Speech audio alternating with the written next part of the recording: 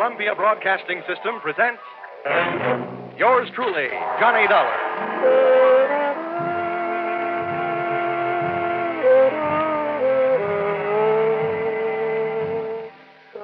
The next half hour has its baggage packed to take a trip with America's fabulous freelance insurance investigator, Johnny Dollar.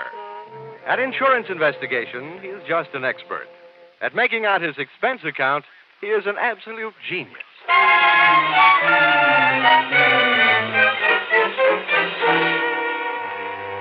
Expense account submitted by Special Investigator Johnny Dollar to Home Office, Oriental West, Cargo Bonding Company, San Francisco. The following is an accounting of my expenditures during my investigation of delayed cargo aboard the SS Shanghai Wayfarer, or the case of the slow boat from China.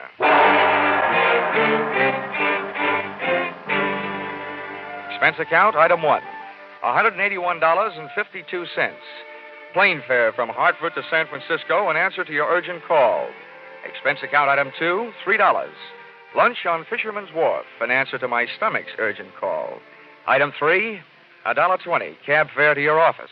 Dollar, my name is Fundy. I haven't had the pleasure of meeting you before. Well, may I say it's a pleasure meeting you. It's a rough trip. I'm glad it's over. Over? Oh, it's just begun. Here, Dollar. This is your plane ticket to Singapore. Singapore? Hmm? You know, Fundy, I had a choice. Really? To come to San Francisco to see you, or to take a case in Boston. A nice old lady on Beacon Hill clubbed her husband with an early American bed warmer. But no, rather than New England broiled lobster, I'd rather have San Francisco cracked crab. Now, all of a sudden, Singapore. May I ask why? Yes. We've bonded against a delay, a $120,000 cargo of raw tin aboard the Shanghai Wayfarer. The ship was due to sail from Singapore 3 weeks ago. Still out there, tied up in the Tanjong Pagar dock. What's the delay? Mutinous, mechanical, or just plain mysterious? I'm afraid it's a little of each. We flew an expediter out there 10 days ago to see what he could do. All the satisfaction we've had from this man, Harrison, is a report that since his arrival, the Wayfarer's main shaft is burned out, her freshwater pumps have fouled up, and her steering machinery has gone on the fritz. You don't need an insurance investigator. You need a good plumber. Well, maybe you're right. But anyhow, you'll find our man Harrison, William Harrison, at the Crown Colony Hotel. He'll fill in the details. Dollar, you have only a matter of hours after you hit Singapore to get the Shanghai Wayfarer started on its way. I must impress upon you the fact that any delay after that will cost this company $2,500 a day. Well, all I can promise is the old college try. Times like this, I wish I'd gone to college. Well, anyway, I'm in the right town to make my last night in the States a good one. A few drinks with the right gal at the top of the mark. A few rare steaks at Alfred's. A few dances to Freddie Martin's music at the St. Francis. A few moments alone in the arms... Dollar. Huh? That sounds mighty good. But your plane leaves in 2 hours. 2 hours? Well, I guess I'll have to do without the drinks, the dinner, and the dancing.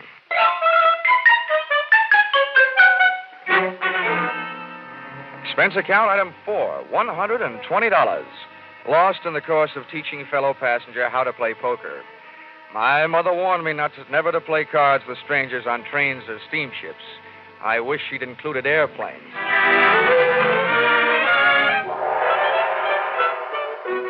You'd implied, Fundy, that the situation smelled. Well, you should have caught a whiff of the city, especially the native sections, through which I had to pass on my way to the Crown Colony Hotel.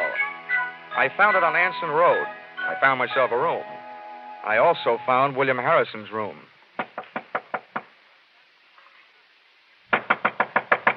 Harrison? Hey, Harrison.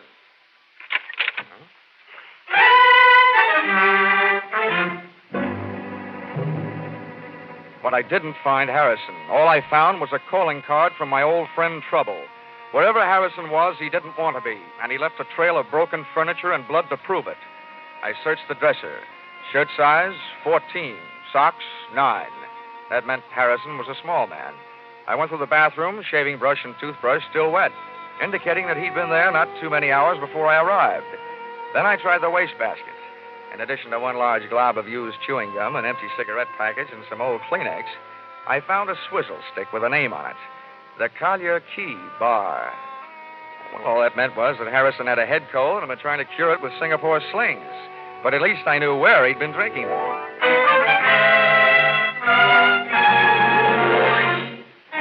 The Collier Key Bar looked out on the harbor. It was dark enough inside to give a man a good excuse for drinking nightcaps at noon. Your pleasure, sir. Say, how are you on mixed drinks? Mixed drinks. Governor, if I don't know how to make 'em, I look 'em up in the book. If they ain't in the book, I fake 'em. Now, what'll it be? Straight bourbon. Right, yours, sir. Oh, hey, bartender. Yes, sir. Are you by any chance acquainted with an American named Harrison? Harrison, sir? Yeah. He arrived in Singapore about 10 days ago. Small man with a cold in his head. Oh, Harrison. Sure, I know him right enough. He's been coming in every night with a chief engineer from one of the ships in port. Oh, yeah? What ship is that? Well, the Shanghai Wayfarer, I think. Oh, the Shanghai Wayfarer. What's this engineer's name?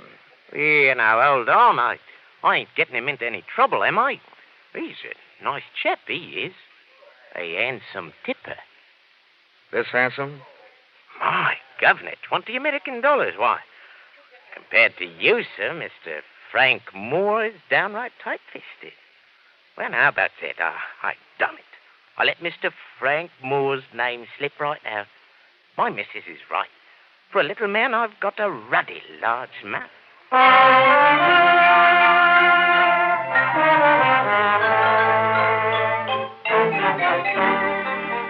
Expense account, item 5. Rickshaw fare to the Tanjong Pagar docks, 10 cents. Tip to Pony Boy, $1. The ships moored fore and aft of the Shanghai Wayfarer were busy stuffing the pungent treasures of the East into their deep steel pockets. The only sign of life aboard the Shanghai Wayfarer was the right hand of the burly gangway watch. It was holding a knife with a 6-inch blade and slicing thin slivers off a plug that looked more like tar than tobacco. As a gangway watch, he might have been fine. But as a reception committee, he was no Elsa Maxwell. That's far enough, mate. There's nobody aboard and there's nobody coming aboard. It's all right with me. All I want's a little information. Where can I find your chief engineer, Frank Moore? You come to the wrong place. By the icebox over at the Singapore police. They fished him out of the harbor this morning, stabbed to death. Oh? Any idea who did it? They're holding some dame he's been playing around with. No, I don't know her name. Have they got anything else? Listen, mate, my job is to guard the ship, not answer questions. Okay. Have it your way. Oh, watch out for pirates.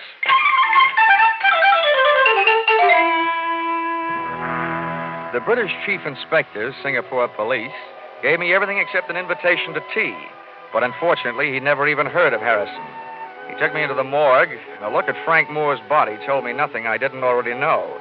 He'd been stabbed, all right, and whoever had killed him had sunk him with a hole-in-one. As for his personal effects, his Maritime Union card confirmed the fact that he was indeed the chief engineer of the Shanghai Wayfarer. A stack of crisp American $20 bills in his wallet made me wonder whether he hadn't been picking up a little extra pin money for delaying the departure of his ship. And finally, a photograph that made me admire the late Mr. Moore's taste in women. Whoever it was that said, "Never the twain shall meet," should have met her. She was half caste and all woman. Her picture was inscribed to Frank Moore, "Yours forever, Chandra."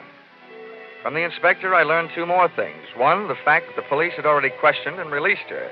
And 2, her business address, the Wardlow Bar on Malay Street.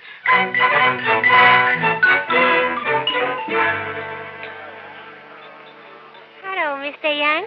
You like a midnight sing-song girl? No, the only girl I want to hear sing songs is Dinah Shore. Go on, beat it, will you? Oh, hey, wait a minute. Yes, Stuart? Where's Chandra? Oh, she go across to Penang tonight. You buy me drink, mister? We sit right over... Monja, Tagona! Get it! Oh, Monja, hello. I pushed you away home to Shanghai one night in your own coffin. Complete with stab wounds, no doubt. Why you say that? Why you ask for Chandra? I'm a stranger in town. I can't find the local chapter of the Lonely Hearts Club. So, shall we find a quiet table? I don't know you. No, but you knew Frank Moore. That gives us something in common.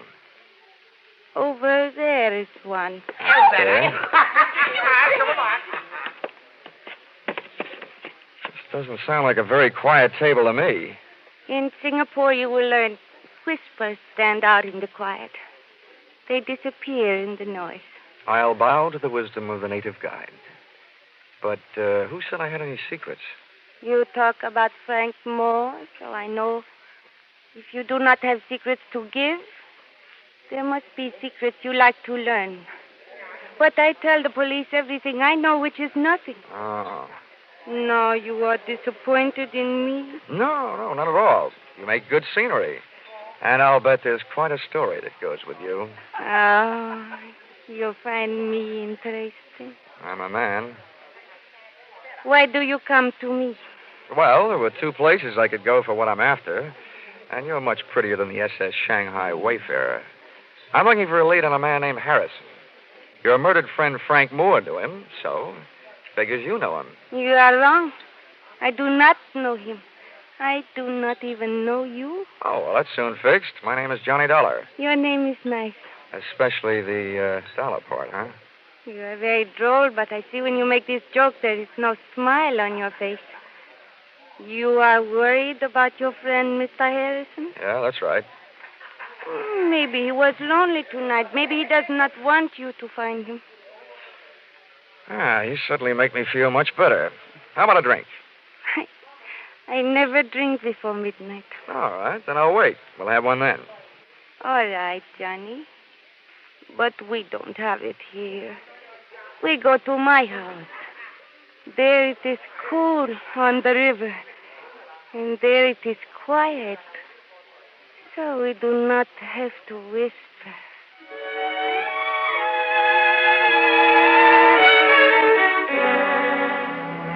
Midnight must have been invented for Singapore, and her house must have been invented for midnight.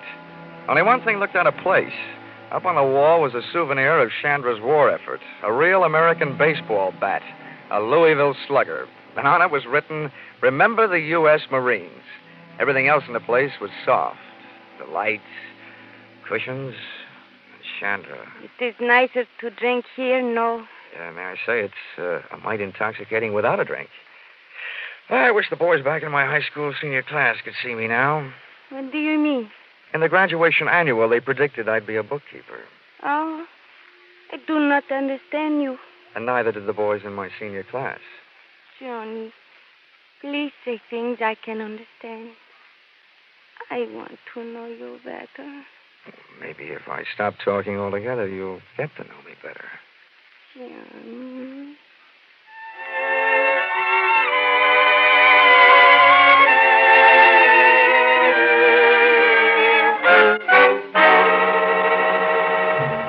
So I stopped talking, but I didn't stop thinking.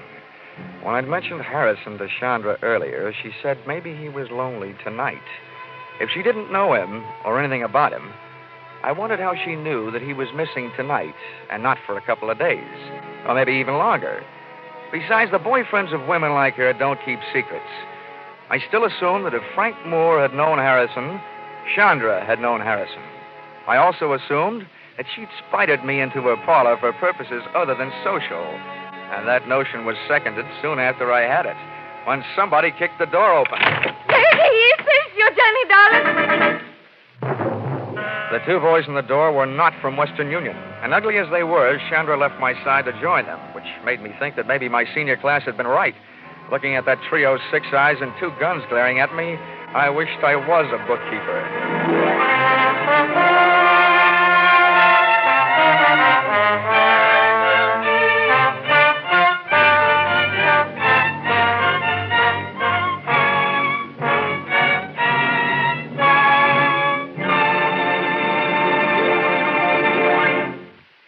In just a moment, we'll return to the second act of Yours Truly, Johnny Dollar. And now, back to Yours Truly, Johnny Dollar.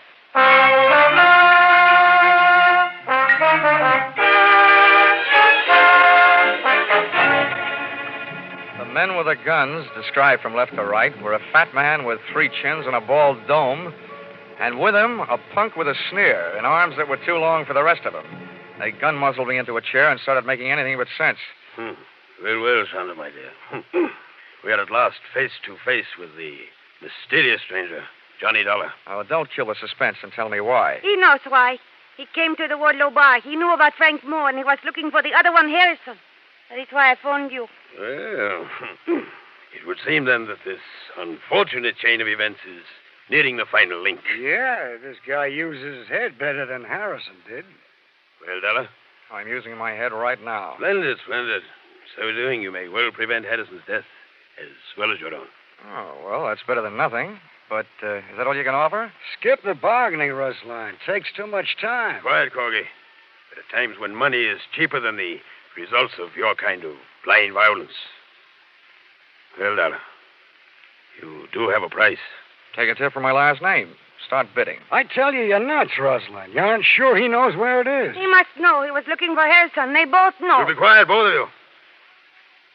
500 pounds English dollar. Where is it?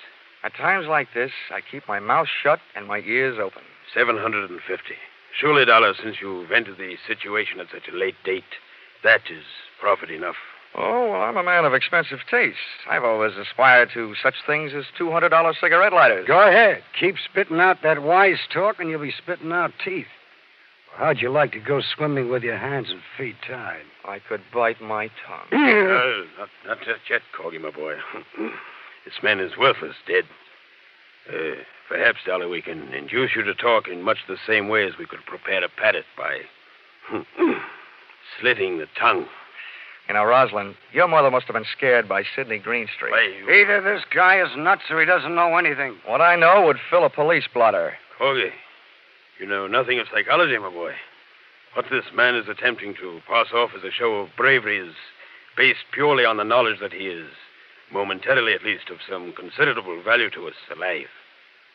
Now, Dollar, be careful. Before you make your final decision, bear in mind you've heard our final offer. Now, sir, what shall it be?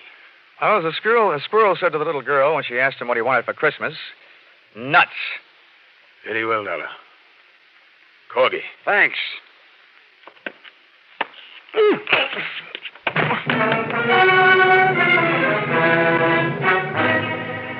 I finally came to in the dark, trussed up like a turkey, and lay there trying to figure it out. Obviously, the two rude dudes thought I knew something I didn't know. But what I did know was that finding Harrison had turned into a big, fat headache. Also, that I had accomplished exactly nothing towards speeding the SS Shanghai Wayfarer over the bounding Maine. While I was comforting myself by repeating over and over that old insurance company soother, never say die, I discovered I wasn't alone. Hello. Huh? Who are you? Well, you were here first. You tell me. Well, my name is Harrison. Harrison? Yes, who are you? I'm Johnny Dollar. I was sent out here by the Oriental West Cargo Bonding Company. Oriental West? Yes, I was supposed to do what you couldn't get done. And look at me now. Getting hit over the head and dumped in here must be par for the course. How long you been here, and why? Well, I've been driving myself crazy trying to figure that out. Well, this little guest house, wherever we are, must only have one set of proprietors. I can tell you who they are, at least by the names they're using tonight. Roslyn and Corgi. They offer me 750 English pounds to tell them where something called It was. What is It? Well, it's a package. What's in it, I don't know. It belonged to the chief engineer of the Shanghai Wayfarer, Frank Moore. He was helping me try to get the ship on its way, and I owed him a favor. He asked me to drop this package at a bar. The Wardlow bar, yeah, go ahead. That's right. I was supposed to give it to a girl named Chandra. She wasn't there, so I got her address and went out to her place. You mean that package is at Chandra's house? Yes. When I got out there, the Chinese maid let me in. I waited as long as I could, and then rather than leave what might be a valuable package just lying around loose, I put it into the bottom drawer of a dresser and left. Oh, great. For such things, I go around laying down my life. Well, it's obvious that these men will stop at nothing to get their hands on that package. Well, when they asked you where it was, why didn't you tell them? Then neither one of us would be here. What's more, I'm beginning to think the sooner they get the package, the sooner our ship sails. Frank Moore had been a good friend to me. He wanted Chandra to have it, and I couldn't just turn it over to those two. Well, I've got some news for you. And this should make you really unhappy. Those two happen to be in business with Chandra. Huh? They're all on the same team. She's one of them.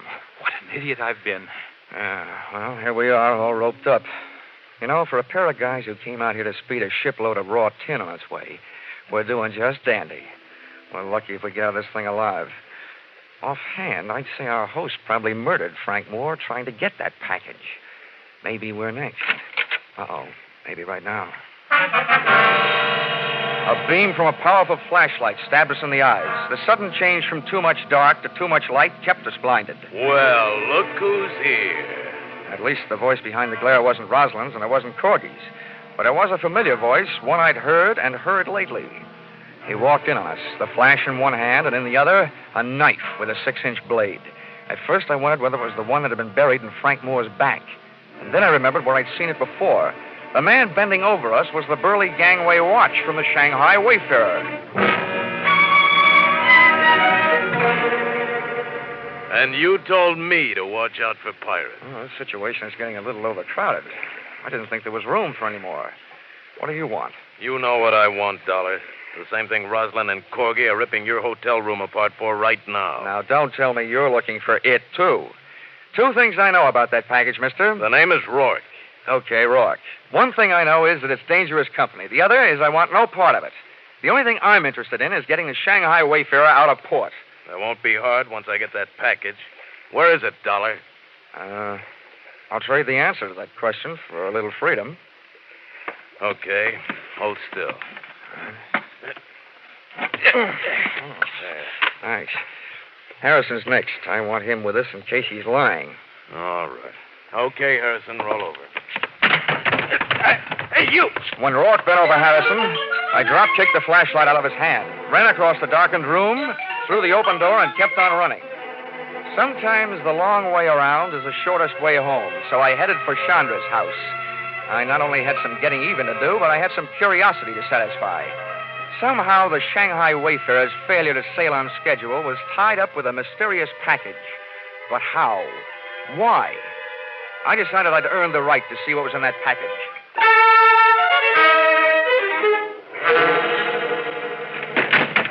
Johnny! I didn't want you to be lonely. I heard your playmates are over making themselves at home in my room, so I thought you and I could have a little chat. Maybe I've got a surprise for you. What, Johnny? I think I know where that package is. Johnny. You get that package.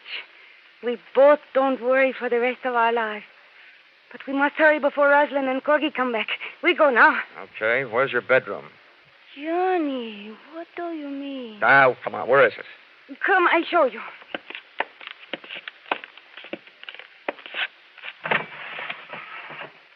No, it cannot be. It is not the one, no. It's been here all the time.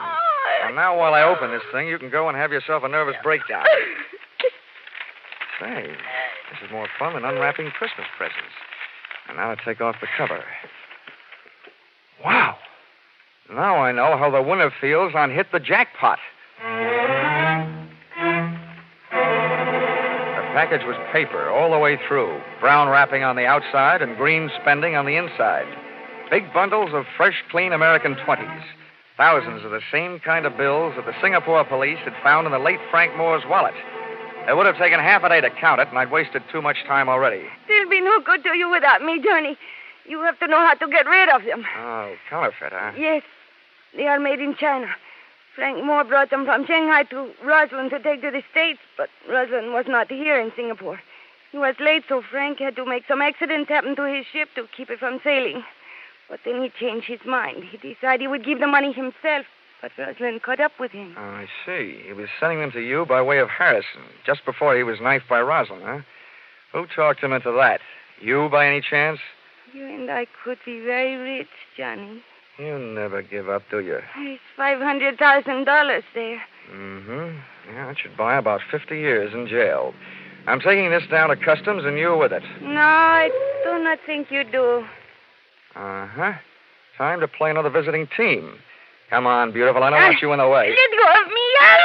I grabbed her, lashed her wrist with a cord from the package, and since she liked money so much, I stuffed her mouth with a fistful of those troublesome $20 bills. I locked her and the rest of the loot into a closet and dashed into the other room looking for a weapon. And then I remembered that Louisville slugger from the U.S. Marines. I was glad they'd landed. I grabbed it off the wall, got a toehold in the carpet on the left side of the door, wrapped my fingers around the bat, swung on the back of my shoulder, and waited.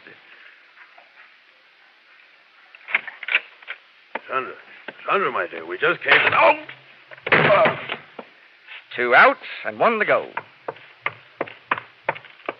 Go! 3 outs, and the side is retired. What a ball game. First, I take your guns. And now we sit and wait for you to wake up. I'll take over from here on in, Dollar. Huh? Oh, I don't know about that, Rourke. I happen to be the guy who has the gun. Oh? Well, here. Take a look at this. What's in your wallet that I want to look at? More hot 20s? I'm not taking my eyes off you, Rourke. Okay, I'll turn around with my hands up, and then you can look at it. Okay, fair enough. But if you so much as move, I'll start shooting. That's the deal. Oh, it's a fine time to learn this. Are you satisfied? John Joseph Rourke, U.S. Treasury Department. Come on in. I'm sorry I couldn't come out into the open before, Dollar, but I was too close to the payoff of this case to take any chances. Well, you know, I'm beginning to think that just being in this town is taking chances. That counterfeit's been funneling through this port on its way from China for months. We had more staked out for a long time, but this is the first shot we had at the top. That's him lying there on the floor, Rosalind. Now I've got him. Oh, your pal Harrison told me where I can find the only other thing I need, that package of hot money in the dresser drawer. Oh, it's now moved into the bedroom closet, along with a package of hot woman. Well, then, Dollar, it looks like my job out here is just about done. Yeah, I guess so. Hey, wait a minute. You're from the Treasury Department. Yes? Well, then, after you get all these birds into their cages, how about helping me make out my income tax?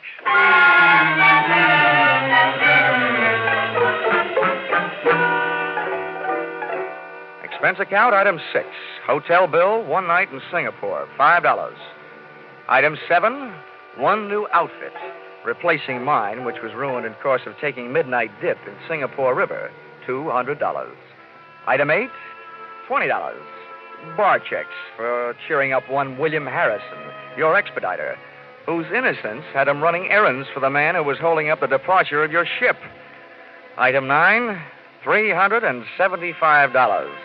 Spent while killing time until the departure of my plane back to the States, after the Shanghai Wayfarer finally sailed. You see, this time, I had 4 hours on my hands instead of the 2 you allowed me in San Francisco. Expense account total, $1,407. Signed, yours, truly, Johnny Dollar.